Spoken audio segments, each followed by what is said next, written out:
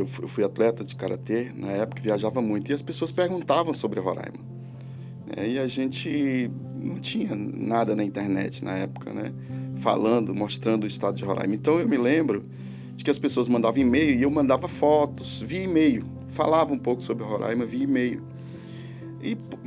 Isso começou a virar rotina. Cada vez que eu viajava, mais as pessoas perguntavam sobre Roraima. Então eu disse, espera aí, vou criar uma página de internet. Eu sempre tive esse lado, além de artista, também de tecnológico, né? Então eu disse, não, vou criar uma página para mostrar Roraima para o mundo. Não tinha nenhum portal falando sobre Roraima. Na época, o que nós tínhamos aqui eram os sites dos servidores de internet, né? Era o máximo que tinha, mas você, para contratar o serviço, para você acessar a internet, né? Então surgiu daí a ideia de mostrar Roraima, justamente porque as pessoas mostravam interesse cada vez que eu viajava. Olha, isso foi em 1997, em dezembro de 97, entrou no ar o BV Online, ainda era BV Online. Depois eu mudei para BV Roraima, que ficou bem mais fácil de você divulgar, né? O primeiro foi bem limitado, na época era uma internet discada, né? Você não vivia online, você tinha que se conectar para navegar na internet, né? E era uma conexão extremamente lenta. Então foi um site bem simples na época, puro HTML, onde eu tinha apenas liberdade de postar artigos e ocasionalmente uma foto, porque como era muito lenta a internet daquela época, eu não podia explorar muito a questão da imagem. E vídeo então nem se fala. Então foi em 1997. Como eu vim do esporte, eu ainda era atleta na época, então eu tinha muita ligação com todas as modalidades. Então o foco era esporte e cultura de Roraima. Só que eu percebi que a gente podia avançar um pouco mais. Então a gente também falava sobre... nós tínhamos classificados, a gente falava sobre eventos. Eu me lembro de a gente cobrir, por exemplo, Folia Vista, Cowboy Country, Paixão de Cristo. E isso era interessante porque era a forma que eu mantinha o site funcionando, o portal funcionando, porque eu fechava patrocínios para cobrir esses eventos. E o interessante é que, por exemplo, na época, como não tinha nenhum veículo de comunicação do Estado na internet, o BV Roraima foi o primeiro, então eu tinha espaço para avançar. Então, por exemplo, vou dar um exemplo sobre a Paixão de Cristo. Eu fechava patrocínio para cobrir o Paixão de Cristo, ia lá, fazia fotos, voltava para o BV Roraima, para casa, funcionava onde era o escritório da minha academia de karatê, e ficava trabalhando até tarde da noite para subir aquela galeria de fotos. E naquela época, isso era feito na mão. Quando eu digo na mão, era puro HTML. Nós não tínhamos os recursos tecnológicos que nós temos hoje para gerenciamento de conteúdo na web. Então dava um trabalhão danado subir tudo aquilo, fazer com que funcionasse cada vez que você clicasse e abrisse uma foto. Hoje você vê isso com facilidade, mas na época era um desafio. Então eu tinha essa facilidade, porque, por exemplo, a TV dava um espaço, cobria o evento, mas era durante os noticiários, né? Os jornais impressos cobriam também o evento, mas tinha um espaço que saía naquele dia no jornal impresso, depois não saía mais. E eu conseguia manter aquela galeria de fotos no ar durante o período que eu quisesse, né? Então eu fui ganhando espaço por conta disso. A mesma coisa Cowboy Country, né? Lá no Aras, Cunhampucá. E eu me lembro que eu já arriscava naquela época fazer alguns vídeos. Eu usava uma câmera digital que gravava, mas era assim, gravava em disquete. Então era uma resolução extremamente limitada. Eu subia aquilo e eram uns vídeos pequenininhos, mas que já atiçava a curiosidade do pessoal. Então o pessoal já acessava. E eu me lembro de gravar, às vezes, e estava junto com o pessoal da TV Roraima, os cameramen da TV Roraima, a gente dentro da arena, aqueles touros saltando de um lado para o outro, e quando o vaqueiro caía, o touro girava ao redor da arena e a gente subia no curral, e era muito engraçado, na verdade era muito divertido. E eu tenho esses vídeos aí, é bem interessante. Então, assim, foi um desafio que a gente conseguiu vencer. Por exemplo, a gente tinha uma agenda, falava sobre cinema, falava sobre eventos, festas, palestras, tudo isso dentro do BV Roraima. Os eventos esportivos, por exemplo, principalmente futebol, que era o carro-chefe, então nós tínhamos a tabela, com todos os jogos. Quando você clicava no resultado do jogo, você lia o artigo, a matéria sobre aquele jogo, com ficha técnica, com a escalação dos times. Por exemplo, naquela época, eu era o único ficava em campo, antes do jogo começar, para fazer aquela tradicional foto das equipes. Então, no início, até ficava difícil, o pessoal foi criando um hábito com isso. Porque até então, os jornais impressos não tinham espaço para fazer isso, né? E eu fazia isso, porque eu colocava na internet. Então, com o passar do tempo, os clubes, antes de começar o jogo, eles próprios já se organizavam. E eu ia lá, fazia foto e publicava. E eu me lembro que eu transformava isso, por exemplo, no time campeão, claro. Em 2005, que foi uma edição que eu encontrei para gravar um vídeo, o campeão foi o São Raimundo. E eu fiz o pôster digital do campeão roraimense da época, que é o São Raimundo, e coloquei na internet. E o jornal Lancenet, que é um jornal bastante conhecido no Rio de Janeiro sobre esporte, entrou em contato solicitando a foto, porque eles estavam publicando na época os campeões estaduais do Brasil e não tinham foto do campeão roraimense. Então eu tinha essa foto, eu fiz a foto e cedi para o jornal Lancenet. Então, assim, foram esses desafios que foi fazendo com que o BV Roraima se destacasse. E é interessante a gente ressaltar a importância do BV Roraima. Por exemplo, o primeiro jornal online no Brasil foi o Jornal do Brasil, que entrou em 1995. Depois veio o UOL Notícias, em 96. BV Roraima, nosso BV Roraima, entrou em 1997. Em 99 entrou o Brasil Norte, que era um jornal local. Em 2001, o Portal da Amazônia, da Rede Amazônica de Televisão.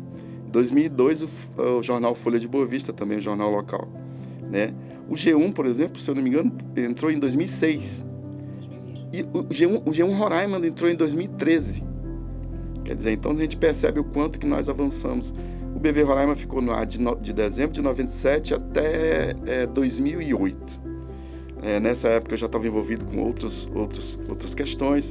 Já tinha surgido o G1, então eu tinha uma equipe bastante reduzida, né? Então eu fui, pouco a pouco, não tive condições de manter funcionando o BV Roraima.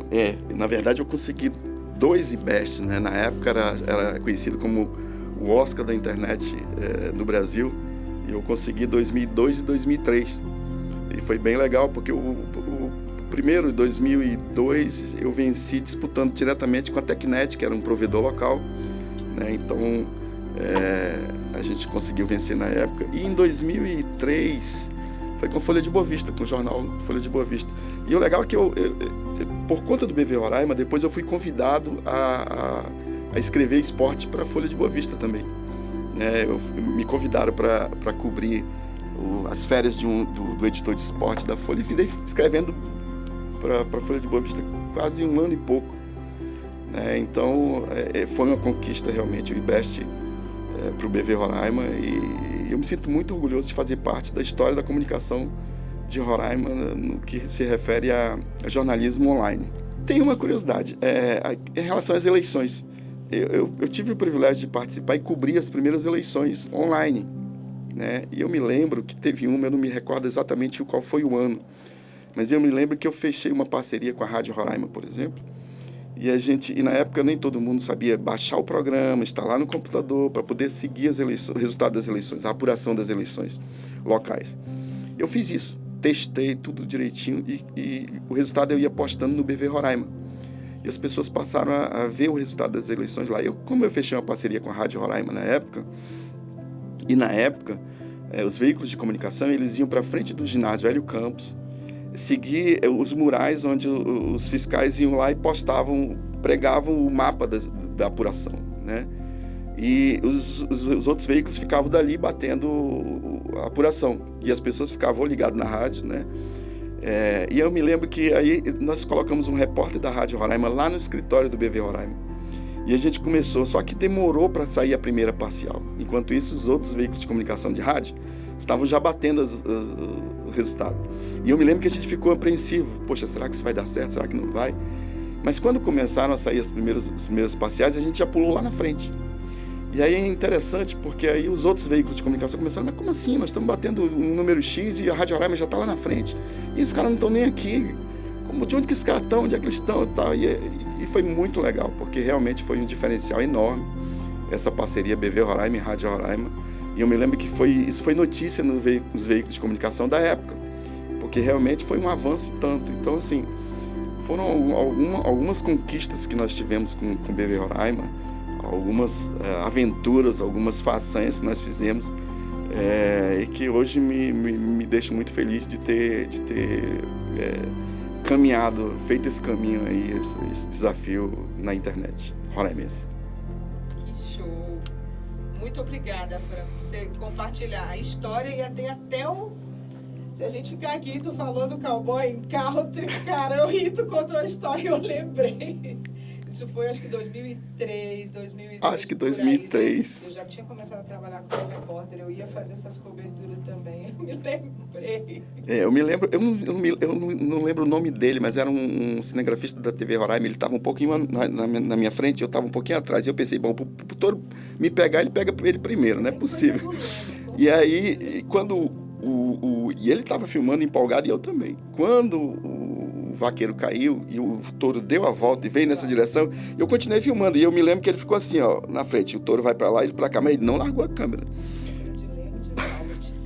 Foi muito engraçado. E aí daqui a pouco a gente já estava correndo para cima do curral. Muita história. Você tem que fazer um livro, viu? Ou quadrinhos, né, Marcelo?